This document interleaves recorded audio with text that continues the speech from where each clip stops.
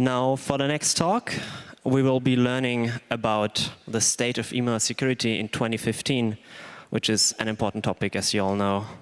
Email is a thing that people use, and email is also a thing that has lots of security problems.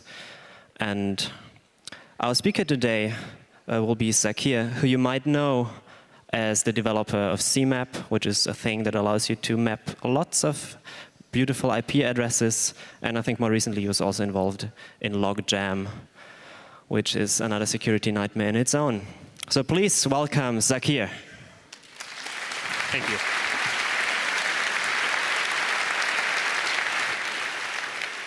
Well, thank you for the introduction. It's good to be back here again this year.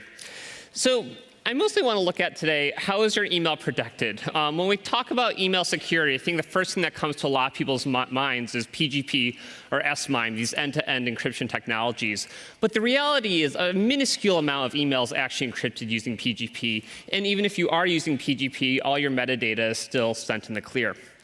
And so what happens for all the email we send on a daily basis that doesn't use PGP? Well, on the back end, mail operators have deployed a range of protocols to help secure mail and to authenticate mail that you receive. So today I want to talk about what those protocols are, essentially how we've come along in time, how well they're deployed today, and then the attacks that we're seeing in the wild against mail servers. And the content in this talk is actually based on a large collaboration between the University of Michigan, the University of Illinois, and Google. And so the data we're looking at in this talk is either based on internet-wide scanning or essentially the email that came to and from Gmail in the past 2 years. So when I say email delivery security, what am I talking about? Well, if we start at the very beginning and we just say, well, how does email work? When you submit an email, usually you send this from your laptop. You send it to your organization's SMTP server. This might just be something that your department or your company runs. And this is submitted over SMTP, but we call it SMTP submission. And it gets to that server, and that server hangs on to it and essentially then takes responsibility for getting it to the destination organization. So your SMTP server in your local organization does a DNS lookup for the MX record for the domain you're trying to send the email to, and then gets back eventually a name of a mail server and an IP address. And then your local SMTP server, your organization, delivers the email to the destination organization server, which holds on to it until later on the user comes and collects it using POP3 or IMAP or through the web interface. And the first and the last step in this process uses TLS very much in the way that HTTP uses TLS for HTTPS. Your client connects, it verifies a certificate. You can say, I'm only going to connect over HTTPS, or I'm only going to connect using TLS. What I want to focus on today, actually, is the other part, the part in the middle. And this is the part that goes over essentially the internet. How do you communicate mail from your one organization to the next organization? And by default, at the beginning, as SMTP was originally conceived, there was absolutely no security built in. Everything was sent in the clear text, and you trusted every email that you received came from the original sender. And over the years, we realized this was actually probably not exactly what we wanted for our email, one of the technologies we use for some of our most trusted communication. And so we added in essentially these extensions to SMTP. And these allow these more security features. They allowed us to encrypt email in transit. They allowed us to authenticate the types of emails that we receive. However, none of you have probably ever seen these technologies unless you're an actual mail operator. All of this is invisible to the end user. You don't know if your email was encrypted when it was sent from my university to your university. You don't know if your university actually authenticated the email before it delivered it to you. And so today we want to look at, well, how well actually does this happen in practice? So the first protocol that comes to mind is probably the most well-known is Start TLS. And essentially, Start TLS is TLS for SMTP. And what it allows is essentially for the message to be encrypted in transit when it goes over the internet. And the protocol is pretty simple. You actually start a normal SMTP session like you would if you're sending message in clear text. You start a TCP handshake on port 25. You send a hello. The server then responds with the features that it supports. And one of those features is going to be Start TLS. So then you send this start TLS command. The server says, great, I support start TLS. And then you do a normal TLS handshake. You send the client hello. The server sends the server hello. You complete this whole handshake, after which this negotiation finishes. You are back in SMTP, and you can deliver your mail, and it's sent over this TLS session. However, this is done a little bit differently than this is done in HTTP. And one of the reasons is that the way we use TLS and SMTP is opportunistic. And the main reason is because the RFC actually says a server may not require that mail be sent over an encrypted channel. It may not require that TLS be used. So that means that if TLS can't be used, then your only alternative is to send in clear text.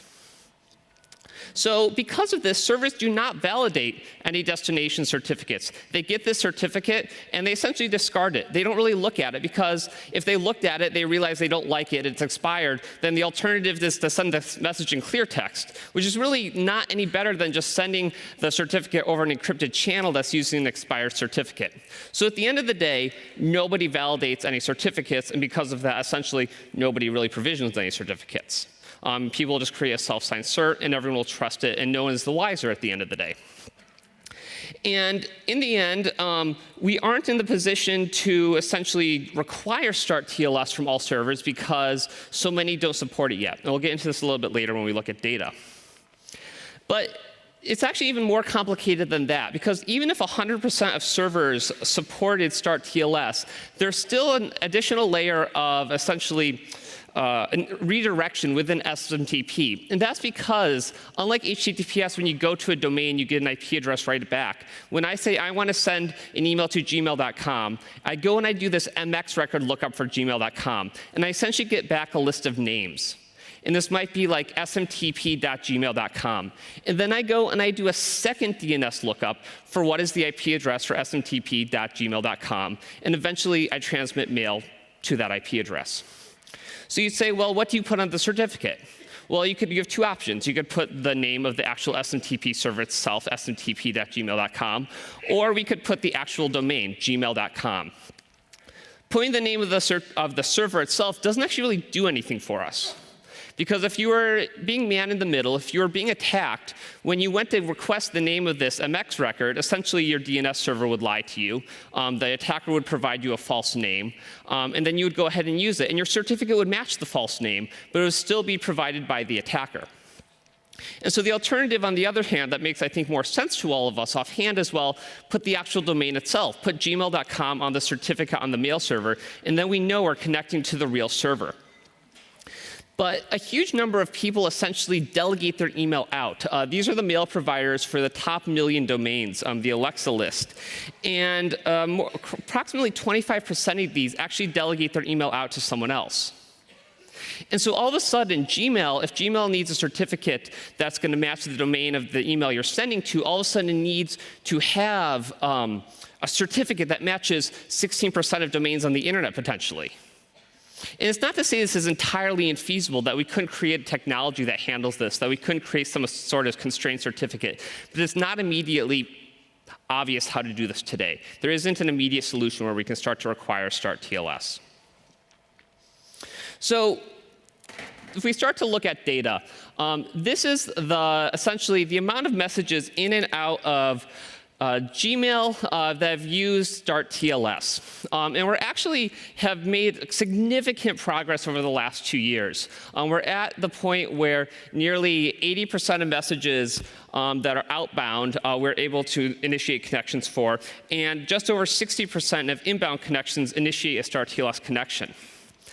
However, at the same time, this was actually due to a couple of very large providers changing their start TLS policies. There's this very, very large jump in early 2014. That essentially is when Yahoo and Hotmail deployed start TLS. And so it's actually, once you remove these, it's rather stagnant. We are slowly increasing. There are a small number of servers that are slowly adopting these new protocols, but it's not like we're making these major leaps. These are actually just due to these small handful of providers that everyone uses. And when we zoom in, it's actually a very interesting graph. Here you'll notice, actually, you see it kind of goes up and down, and these are actually weekdays versus weekends. So for all email that comes in and out of Gmail, we see about 10% more email that comes inbound is encrypted on weekends than on weekdays.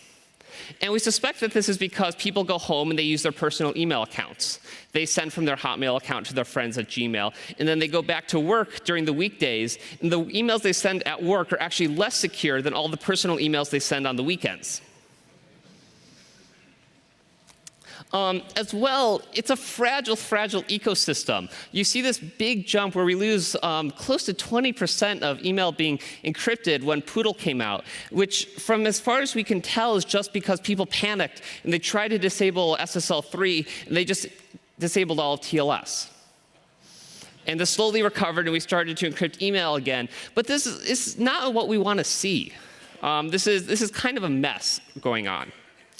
And even for the big providers today, we're using bizarre ciphers. Even for these top providers of email on the internet, we're still negotiating RC4. Facebook Mail still has a certificate that doesn't match anything. They have a signed certificate. It's valid, just not for a domain that has anything to do with their mail servers. And we're talking the top 10 in the world that send mail. And we actually just validated this, and AT&T and Yahoo are still initiating RC4 connections as of this morning. This is not better for the long tail of people not in these top 10 and the top most popular. Of the top 1 million domains, about 80% support Start TLS. About 34% have certificates that match the server, but don't really provide any security. And only 0.6% have a certificate that matches the domain, such that you could actually validate that you are sending mail to the right person on the internet. So how did we end up in this state? This is kind of sad. If you go back and you look at the common mail software that's being used, a lot of these software don't provide Start TLS by default. In fact, the only people who actually do both is Microsoft Exchange, which I mean is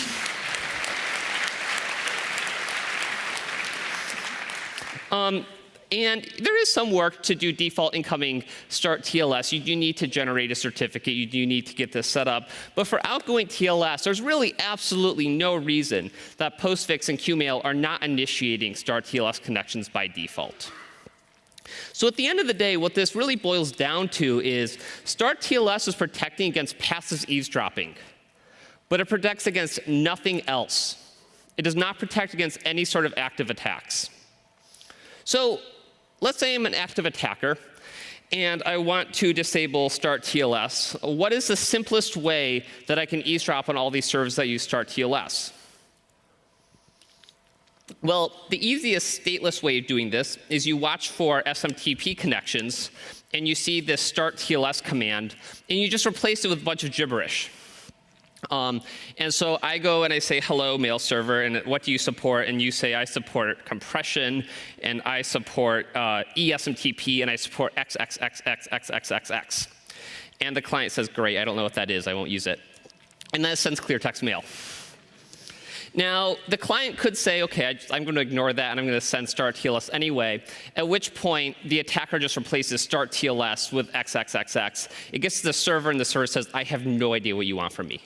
Why are you sending me X's? And this sounds like the dumbest attack you could come up with, right? Like, why would you not man in the middle? Why would you not do something a little bit stealthier? But we did internet-wide scans, and we looked for this. We looked at what percentage of messages were actually garbled. And we looked at what percentage of email from Gmail essentially were from these IPs. And it's astounding. So let's take a moment and let this sink in. 96% of emails from Tunisia are blocked from starting a TLS session to encrypt mail by some sort of network device in between that takes the Start TLS command and corrupts it.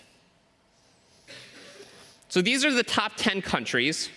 If we look at the top 20, you start to see European nations. We keep going, we see almost every nation. And you wonder why. Well, why is this happening? Is this malicious? Are these countries, are these nation states that are decrypting mail? What is going on here? And it's not immediately obvious. When you break down the types of organizations, you see everything. But what you also find is Cisco actually advertises this as a feature. So what happens is Cisco has these Cisco ASA devices, these Cisco firewalls, and they want to be able to inspect the mail that goes through the devices. And they are looking for maybe injection commands. Maybe they're looking for spam. But the only way that they think they can do this is if they have access to the clear text email. So what they do is they corrupt any start TLS connection that goes through the Cisco device. And then they have full access to the clear text email. Now, of course, the downfall is every email that comes out of your nation now is sent in the clear. And this isn't really explained in the Cisco documentation, that there's this giant downfall that all your email is now in the clear if you decide to look for spam. And of course, there are better solutions to this. The Cisco box could very well terminate the start TLS connection and then recontinue it with the server, and you could still use start TLS. And maybe it's not end-to-end, but at least you wouldn't be sending everything in the clear.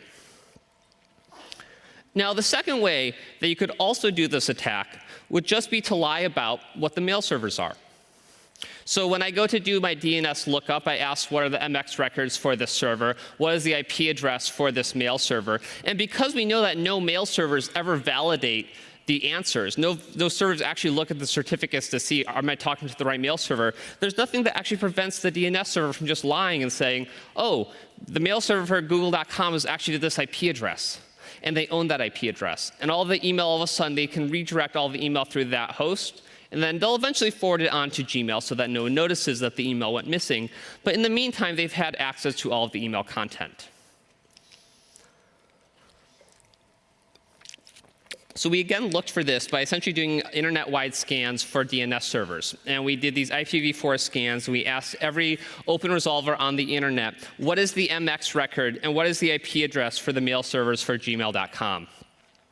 And we saw in hundreds of ASs in 69 countries falsified responses to what the answers were.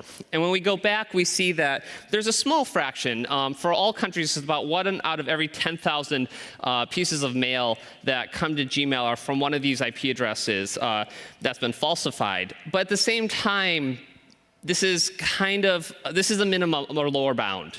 Open DNS resolvers aren't supposed to be out there. They're only really being exposed inadvertently, and we can see that it's happening, but we don't necessarily know how much it's happening because we only see this glimpse of the misconfigured hosts. But we do see that it is happening. So the state of delivery security is rather dismal. We have start TLS, but at the end of the day, it's just protecting against these passive eavesdropper.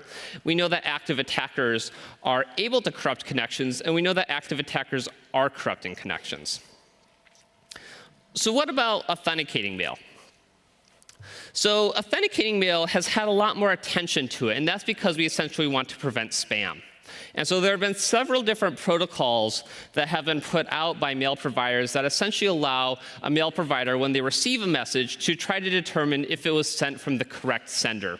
Was it sent from someone that was authorized to send from the source domain? And this has helped essentially help us along the way in detecting spam. And there have been 3 different protocols that are essentially in common use today: SPF, DKIM, and DMARC, and I'll walk through each of them. So SPF is the simplest of the 3, and it essentially allows a domain to put out a DNS text record that essentially lists the IP address or networks that are allowed to send mail for it. So essentially, Gmail says, these are the IP addresses that I own, that I control. These are the IP addresses of my SMTP servers. Anything sent as me from other IPs is not me, and you can reject it. So you can set a policy of, do I want to soft reject it, meaning probably the mail provider will put it in the spam folder or take other action, or do I just delete it offhand? What do you want me to do? As well, you can delegate records out and say, I'm letting all my email be hosted by Gmail. I will just defer my answer to Gmail, and it handles the real-world cases fairly well. And so when a recipient gets a message, it looks up the IP address that it received mail from, and it checks if it was sent from that host. And then it makes the decision what to do. Now, for the most part, people aren't strictly just rejecting mail. They're essentially using this as another indicator within their spam filters of, might this have been spam? And that's because there are legitimate reasons that email gets forwarded at times. For example, this happens to me personally. I have an email address at my university which gets forwarded to my Gmail account. If Gmail had, or if domains had a strict policy, all of that email would be thrown away. So there are reasons that people don't do strict policies, but it is out there in some cases. The next one is DKIM, or Domain Keys Identified Mail. And in essence, what this allows a provider to do is to publish a public key, again, in a DNS record that says, expect any email that comes from me to be signed with the private key associated with this public key, and throw away any messages where the signature of the message doesn't match the message. And so essentially, when the sender sends mail, it attaches this signature as an additional header in the message. And it essentially says, these are the headers I am taking a hash of, and this is the hash of the body. This is the type of key. And then the recipient receives the message. They go and they look up the key, and they check if it was signed, if the signature matches. But there's this peculiarity in this protocol where it's not obvious where the key is going to be located for the domain. I can't go to gmail.com and say, what is your DKIM public key offhand? Instead, that's actually included in the message itself, and it can actually be different for every message. So there's this downfall that because of this, you have no way of knowing if a domain is going to sign the mail they send or not. You can get a message and know that the signature is invalid, but if you just take the signature off all the way, if you just remove the header, there's no way for the recipient to actually detect whether the message should have been signed, because there isn't any canonical place to go look for this configuration or to look for this key. So we deployed DKIM, but it has this fatal and rather obvious flaw in it, which is any attacker just removes the signature and the mail is delivered. And some of the big mail providers kind of got around this by caching the different responses. They know, oh, everything that comes from Yahoo before has had this header, it has this signature. This message probably should have as well. But it was a pretty wishy-washy kind of configuration. And so a few years later, DMARC was released.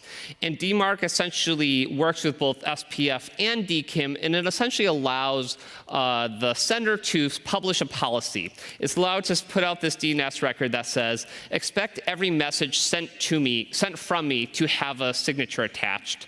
And if there's no signature attached, then you can discard it.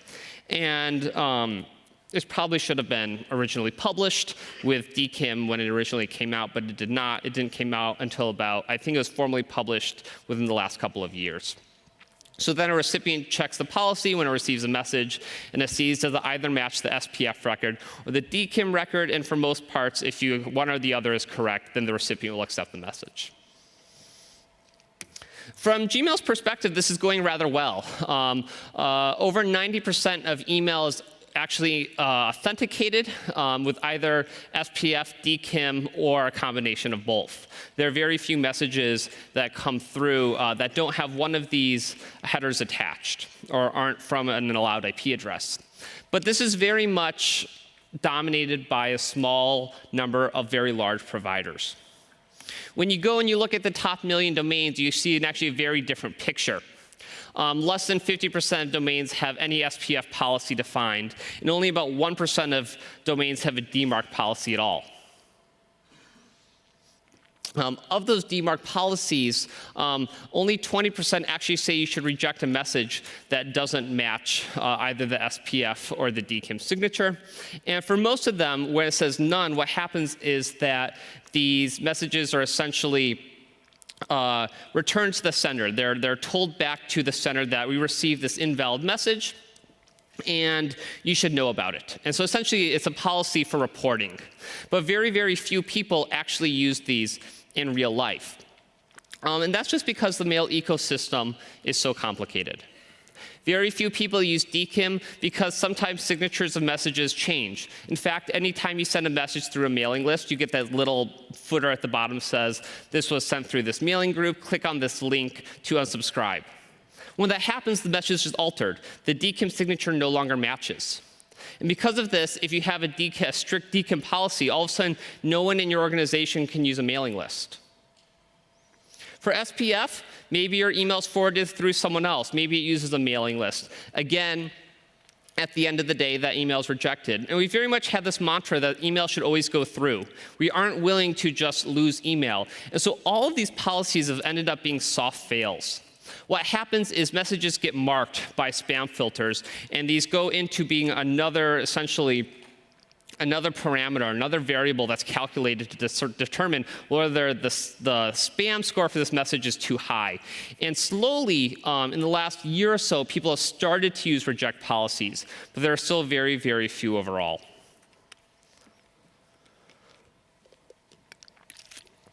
So what do we do going forward? We're kind of in a dismal place today. Start TLS doesn't really do what we want it to do. We probably want to know we're talking to the right mail server. We probably want more people to be using DKIM signatures and actually validating messages are what they say they were. There are two proposals essentially in and around the IETF right now. One of them is SMTP strict transport security. And this essentially is along the lines of HSTS for HTTPS. It allows a domain to say, look, all the messages that you send to me need to be encrypted, and they need to be encrypted to this public key. And I don't want you to deliver any mail to me unless it's encrypted with that key. And for the first time now, you can actually be fairly certain if you have the right public key that you're actually sending it to the right destination. And essentially the way this is done is there's a DNS record that's published that says, this is the key that you should use for me. It's not perfect. There is a chance that DNS record could be forged, but it's a big step forward compared to where we were today. As a replacement to DKIM, there's a proposal called ARC, or Authenticated Received Chain, which essentially helps the process when messages are altered. Maybe we can have multiple signatures. We had the signature before this footer was attached, and maybe we add a different hash when the footer was attached. And we're going to trust it because it comes from a mailing list provider that we trust. So we essentially add a little bit more complexity, a little bit more flexibility to actually work with the real world. These are still very much being figured out. They're being deployed in practice very slowly because it's very hard to troubleshoot when messages disappear. To track progress, Google is publishing a transparency report that displays from the day prior the amount of email in and out of Gmail that was encrypted, as well as how much email to each of the major providers was encrypted. As well, within the Census project, we have launched a dashboard of the top servers that are no longer deployed Start TLS, or that we're observing this Start TLS stripping behavior. We're seeing these TLS messages being corrupted. And so we can hopefully track over time and see what are the popular domains we need to go and harass to actually go and enable Start TLS on their servers. So in conclusion, the mail community has started to deploy these new security extensions, but I think we can all agree we're not near the place where we want to be. We still don't have authentication, we still have no protection against any active attacks, and there are attacks currently happening against the passive type of protection we have. Unfortunately, until there's this near pervasive deployment, it's unlikely that adopters will require encryption. When you only have 75% of domains on the internet, you're not going to say, I'm not going to send to this other 25% because they don't have encryption. That's just not going to happen in the real world as much as we want it to. Gmail is currently working and discussing the possibility of showing indicators of whether a message was sent securely or not in hopes that they can start to pressure organizations into deploying Start TLS. We'll see where that goes. There are several proposals kind of in the works, both ARC and strict transport security, which should help better along what's currently in place. But at the end of the day, we still have a lot of work that needs to be done. Questions?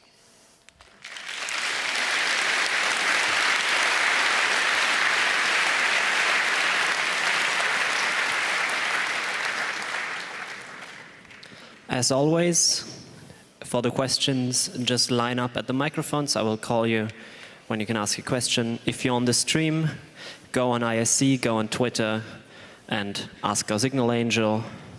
And if you need somebody to bring a microphone to you, please raise your hands, and then that will probably happen too. Let's start at microphone 2. Oh. Hello. First, thanks for the very nice overview of the current state. especially as viewed from the US side. All these insights from Gmail are really very interesting. In Germany, there's quite a lobby for using DNSSEC to solve some of these problems, and there are already standards like Dane and everything to do things similar to your SMTP start TLS. You didn't mention that at all, so what do you think about those options? So Dane is a possibility. It could be used to publish essentially a public key. I think a lot of people don't believe that DNSSEC is going to be deployed in the real world, or that's the right solution. I think it's on the right path to getting something out, but there's still very, very few domains that use DNSSEC. It's less than 1% currently, and what we need is a solution that works today. That's something that can be deployed little by little, and something like strict transport security allows us along that way while we figure out what a more long-term solution is. Signal Angel, please. I had exactly the same question. Thank you. Okay, and then microphone 4, please. Yeah, about the STS proposal, I'm wondering why you're using a DNS channel for it as an insecure channel instead of doing it like HSTS is actually doing it and using the if you once have a secure start TLS connection, then inside that already encrypted channel transmit information like, okay, but in the future I also want to have an encrypted connection and please store my certificate or something like that. Because I think that would be more secure than you would have a trust on first use security, while your proposal, you're relying basically that the DNS is not modified. Yeah, and this is a good point. And I think in the best of cases, we would have something along both cases where either one you trust. What we've seen is that essentially these are man-in-the-middle boxes that have access to the message. And if they're already placing start TLS, there's a little reason they couldn't also replace the other message. Or that would never happen. Whereas DNS has a little bit more roundabout. So it's a different path. There's caching in place. But at the end of the day, you're right. Neither are perfect solutions.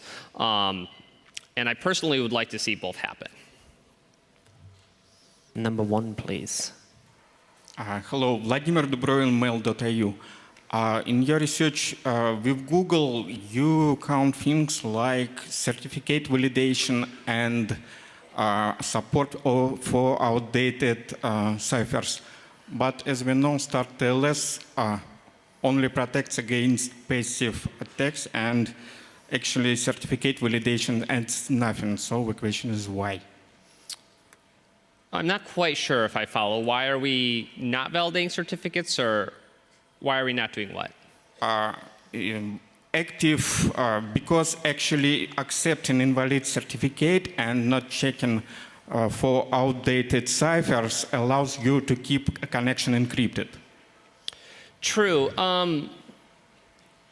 My guess, I don't know if I have a perfect answer for you. My guess is that most mail servers will accept just about anything. This is because all of them are using OpenSSL except for Exchange, and they're kind of following what the OpenSSL defaults are. My guess is that the majority will accept insecure ciphers, but I don't have numbers offhand. Number 8, please. Yes, hi.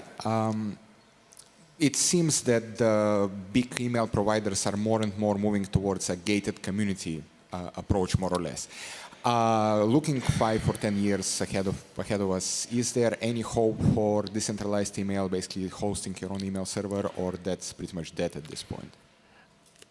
Yeah. I mean, this is a very valid point. It's becoming more and more complicated by the day to deploy a mail server correctly. And I have no idea what it will look like, to be honest. I think we are seeing more and more people move to cloud providers because it's easier. If you deploy these technologies, it's not that any of these are proprietary. You can, if you so desire, deploy them. It's just that it's a pain to. It's a pain to get all of these right.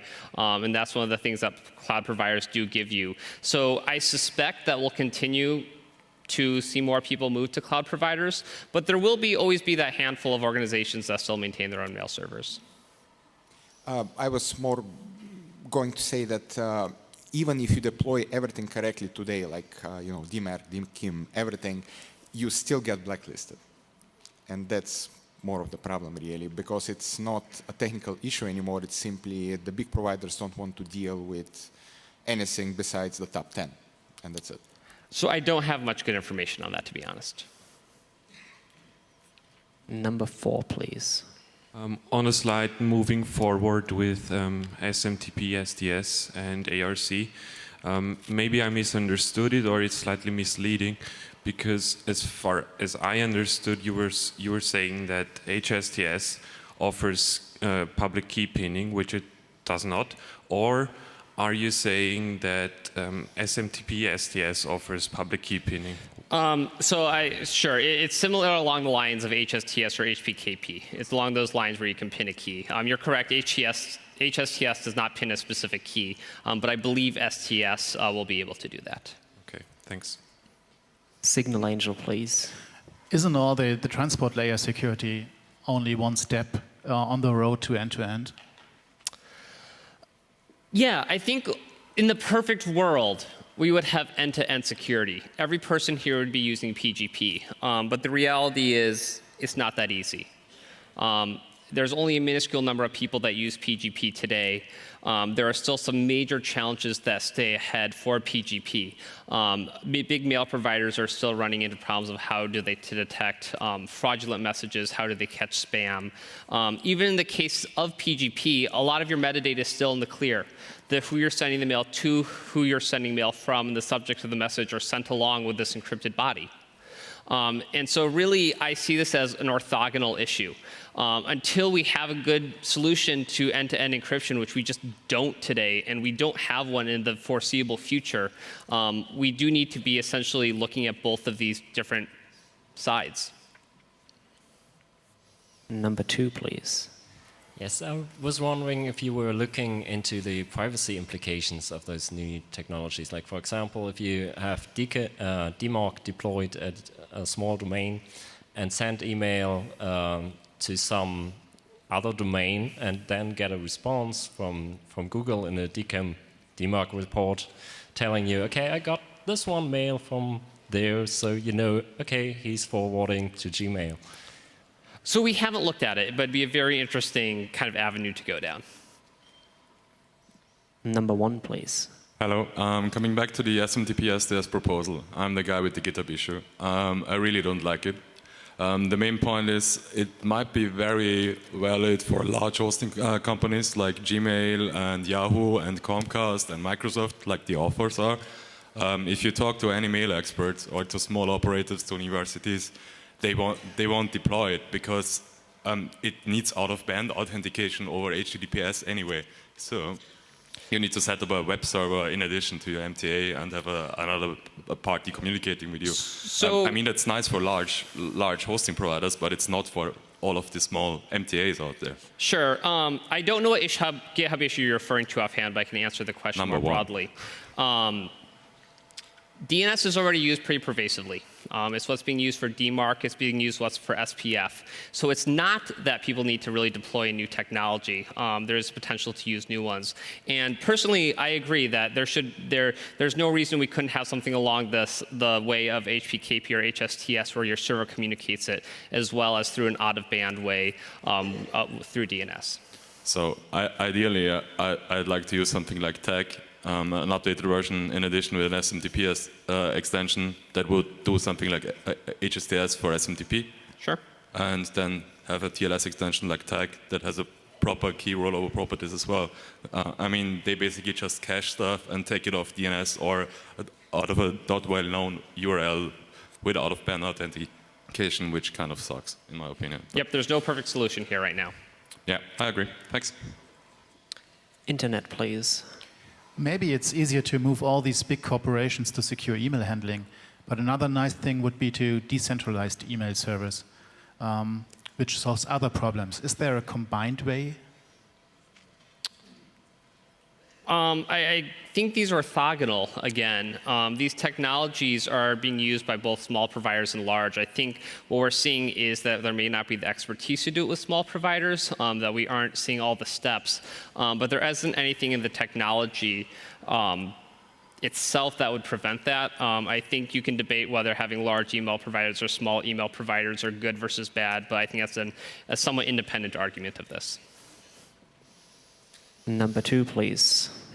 Okay, as we have some more time left, coming back to DNSSEC again, I understand your argument it's not really used in the wild so far by many users, but as you already shown in your slides, there are a few very big providers controlling lots of the email traffic in this world. So if those would adapt DNSSEC, at least for resolving and for publishing their domains, I mean, Google is using DNSSEC for quite some points, at least some of the problems already would be solved, like faking MX records and everything like that. And if they would employ Dane, at least for their outgoing connections, publish records for the incoming connections, lots of traffic in the internet would already be solved from all of the problems you mentioned. And thinking farther, you would have end-to-end security with things like OpenPGP key, SMIME, and everything like that. So wouldn't it be just better to push DNSSEC more?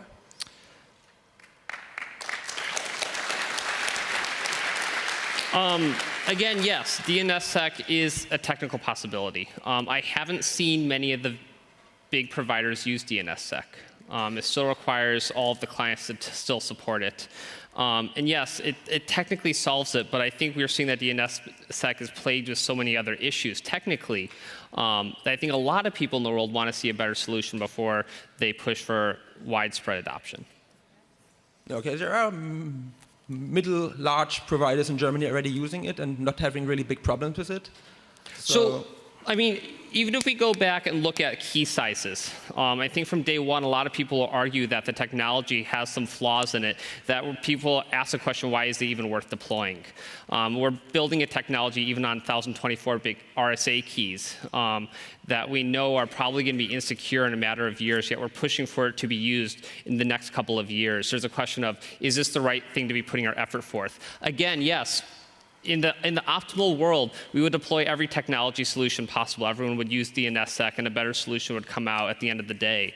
But I think what we need is a better solution that everyone can use. And I don't think anyone's saying don't go use DNSSEC.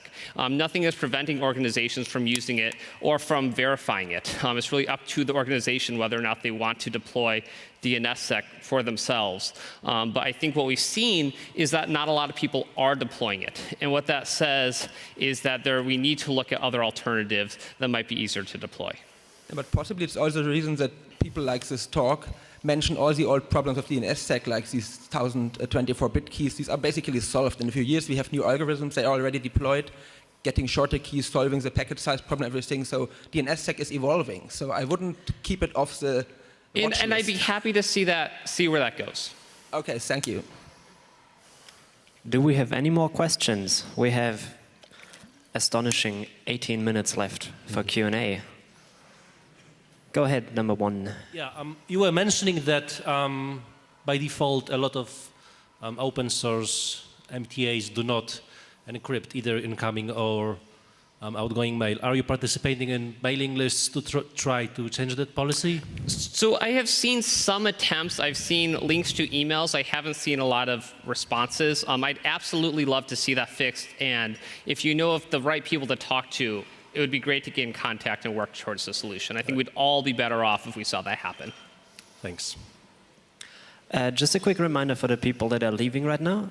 First of all, you're doing a great job being very quiet. That's nice. And please also take all your trash. Thank you. And now number 4, please.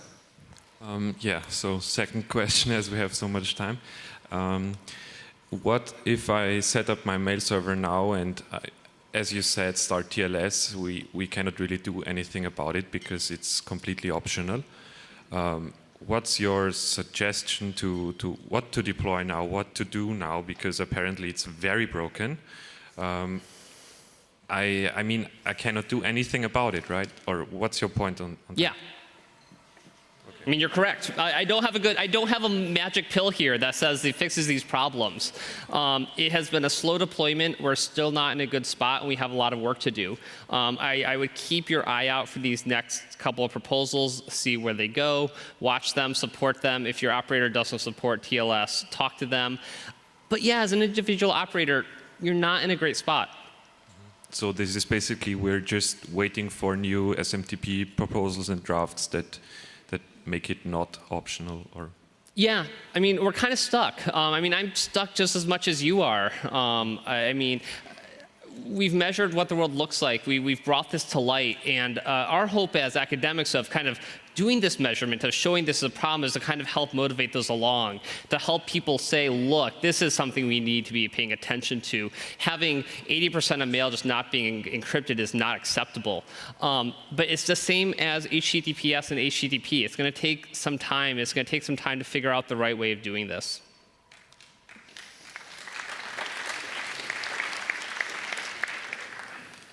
Another quick thing, please don't walk in front of the cameras. That's not a smart thing to do. Microphone number 1, please. Hi. With most of the emails are now authenticated. Every provider still has their own spam filtering solution, their own blacklisting solution. Are you aware of any open or global reputation project, for example?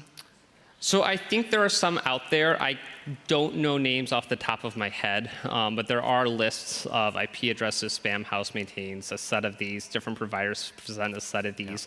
Yeah. I think a lot of the commercial providers consider this kind of their secret of their company. Yahoo or Gmail can say, look, we prevent more spam. That's a selling point to these companies. And so I haven't seen big companies like that coming out and saying this is what we do because they consider it part of their business model. And so I think mail operators could probably tell you a better list than I can of what people trust and they don't. I know they're out there, but I don't have one to tell you off the top of my head. Okay, thanks. Is this all? Oh, the internet, go ahead. Some problems with email encryption ties to DNS problems. DNSSEC is hard to run, DNS curve is not deployed. Are there any technologies coming up here?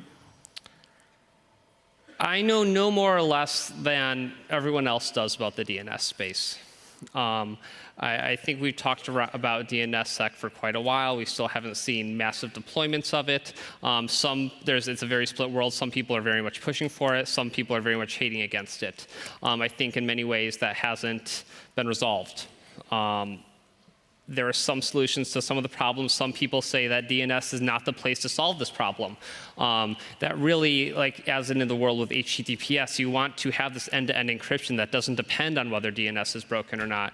And in some ways, this is kind of a personal war in many cases of what people are pushing for. So I don't have a good answer to that. We'll see what comes.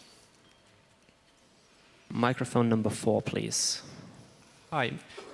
Last time I checked, there weren't DMARC RFC ready. Do you know if it's published yet, or there were some discussions about mailing lists? Do you know the current state of it? I believe it's published. I think it happened either in very early 2015 or somewhere around there. If it is not finalized, it is very much to the point where it's stable and people are using it today. Internet, please. You said there's no easy solution for end-to-end encryption in the near future. Have you heard about Pretty Easy Privacy? It's coming up next month. I don't quite follow. Have you heard about Pretty Easy Privacy, and what are your thoughts about this? PGP? PEP. It's very easy to set up end-to-end encryption for email, and it's going to be set up next month. Don't know the details of it offhand. Okay. Number 4, please. Thank you for your enlightened talk. Could you tell us, do you have any best practices in your paper, or have you earned your all for that? I mean, I think the best practices have been outlined by the mail community. And these are very much to use these protocols, to actually be using DKIM, to use DMARC. And to enable Start TLS. I mean, that's the kind of the point we're at right now is the best practices are to enable these protocols. Beyond that, it tends to be very application specific. Big mail providers have very different needs than a small organization. But I would say go and read about them. Figure out which of these make sense to use in your organization. Anybody else? This is such a long Q&A. Oh, number 5, go ahead. Hi. Do you have suggestions where there are tools or websites like for HTTPS to test your own mail server if you have set up DMARC, DKIM, and so on correctly? They are out there if you Google for them. I don't know the domains off the top of my head, but if you Google, there's a couple right away that come up that will do the test for you. I think we're done. Please, once again, thanks, Sakir.